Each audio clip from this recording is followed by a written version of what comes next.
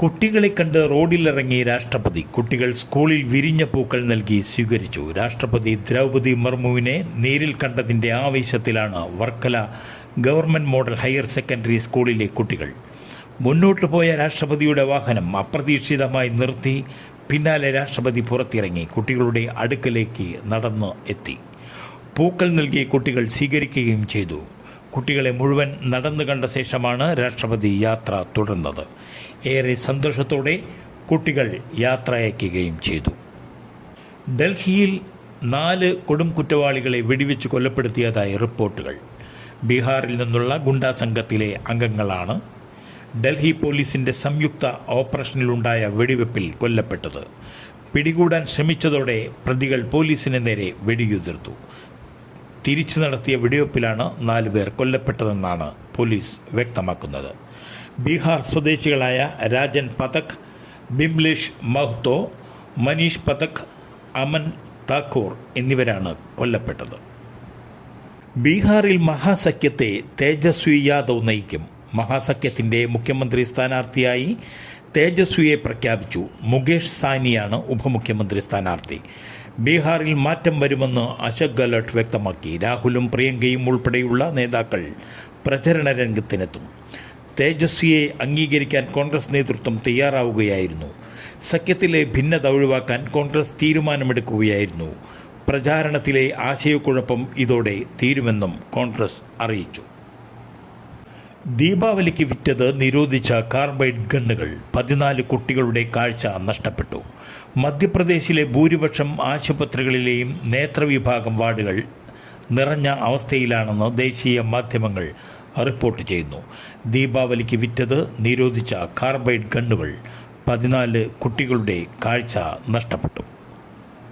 തമിഴ്നാട്ടിൽ തുടർച്ചയായി പെയ്യുന്ന കനത്ത മഴയെ തുടർന്ന് ജനജീവിതം ദുരിതത്തിലായി. വിവിധ ജലസംഭരണികളിലെ ജലനിരപ്പ് കുത്തനെ ഉയർന്നു. സംസ്ഥാനത്തെ ഏറ്റവും വലിയ ജലസംഭരണിയായ മേട്ടൂർ അണക്കെട്ട് പൂർണ്ണശേഷിയിലെത്തി. രാത്രിയിൽ പെയ്ത കനത്ത മഴയെ തുടർന്ന് ജലനിരപ്പ് നിയന്ത്രിക്കുന്നതിനും വെള്ളപ്പൊക്ക സാധ്യത തടയുന്നതിനുമായി ചെന്നൈയിലെ 2 പ്രധാന ജലസംഭരണികളായ ചെമ്പരമ്പാക്കത്തിൻ്റെയും പൂണ്ടിയുടെയും ഷട്ടറുകൾ തുറന്നു. ചെന്നൈയിൽ ഇടയ്ക്കിടെ പെയ്ത കനത്ത മഴയ്ക്ക് പുറമെ തീരദേശ ജില്ലകളിലും വ്യാപകമായ മഴ പെയ്തു. തൃശൂരിൽ പോലീസ് ചോദ്യം ചെയ്ത് വിട്ടയച്ച യുവാവിനെ ആത്മഹത്യ ചെയ്ത നിലയിൽ കണ്ടെത്തി. കുറ്റിച്ചിറ സ്വദേശി ലിൻഡോ ജോർജിനെയാണ് രാവിലെ വീട്ടിൽ തൂങ്ങി മരിച്ച നിലയിൽ കണ്ടെത്തിയത്. കുറ്റിച്ചിറയിൽ കഴിഞ്ഞ ദിവസമുണ്ടായ വടിവാൾ ആക്രമണവുമായി ബന്ധപ്പെട്ടാണ് യുവാവിനെ പോലീസ് കസ്റ്റഡിയിലെടുത്തത്. കേസിലെ പ്രതിയെക്കുറിച്ച് വിവരങ്ങൾ അറിയുന്നതിനായിരുന്നു കസ്റ്റഡിയിലെടുത്തത്. മണിക്കൂറുകൾക്ക് ശേഷം വിട്ടയച്ച യുവാവ് കടുത്ത മാനസിക സമ്മർദ്ദത്തിലായിരുന്നുവെന്ന് സുഹൃത്തുക്കൾ പറയുന്നു. ലിൻഡോയെ പോലീസ് സ്റ്റേഷനിൽ കൊണ്ടുപോയിരുന്നില്ലെന്നും രാത്രി ജീപ്പിൽ കയറ്റി നഗരത്തിലേക്ക് ചുറ്റിക്കറക്കുകയായിരുന്നുവെന്നും അതിനുശേഷം വീട്ടിലേക്ക് കൊണ്ടുവിടുകയായിരുന്നുവെന്നും സുഹൃത്ത് പറഞ്ഞു. പോലീസ് ചോദ്യം ചെയ്തതിന് ശേഷം നല്ല ഭയത്തോടെയാണ് ലിൻഡോ പെരുമാറിയിരുന്നത്. പേടിയാകുന്നുവെന്ന് പലപ്പോഴും പറഞ്ഞിരുന്നു. പോലീസ് തന്നെ വേട്ടയാടുകയാണെന്നും പ്രതിയെ പോലെയാണ് പെരുമാറുന്നതെന്നും ലിൻഡോ പറഞ്ഞിരുന്നതായി സുഹൃത്തുക്കൾ വ്യക്തമാക്കി. സംഭവത്തിൽ പ്രതിഷേധവുമായി ബന്ധുക്കൾ രംഗത്തെത്തി. തൃശൂർ എരുമപ്പെട്ടിയിൽ കുപ്പിയുടെ അടപ്പ് വിഴുങ്ങി കുട്ടിക്ക് ദാരുണ അന്ത്യം. വീടിനുള്ളിൽ ഭക്ഷണം കഴിക്കുന്നതിനിടയിൽ കുപ്പിയുടെ മൂടി വിഴുങ്ങിയാണ് 4 വയസ്സുകാരൻ മരിച്ചത്.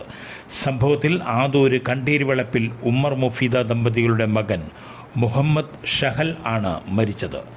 രാവിലെ 9 മണിയോടുകൂടിയായിരുന്നു സംഭവം. വീട്ടിൽ അംഗൻവാടിക്ക് പോകുന്നതിനായി ഭക്ഷണം കഴിച്ചുകൊണ്ടിരിക്കുന്നതിനിടെയാണ് അപകടം സംഭവിച്ചത്. വീട്ടുകാർ കാണുമ്പോൾ കുട്ടി ശ്വാസം കിട്ടാതെ കിടക്കുന്ന അവസ്ഥയിലായിരുന്നു. തുടർന്ന് നടത്തിയ പരിശോധനയിലാണ് തൊണ്ടയിൽ മൂടി കുടുങ്ങിയത് മനസ്സിലായത്. കുട്ടിയെ ആശുപത്രിയിൽ എത്തിച്ചെങ്കിലും ജീവൻ രക്ഷിക്കാനായില്ല.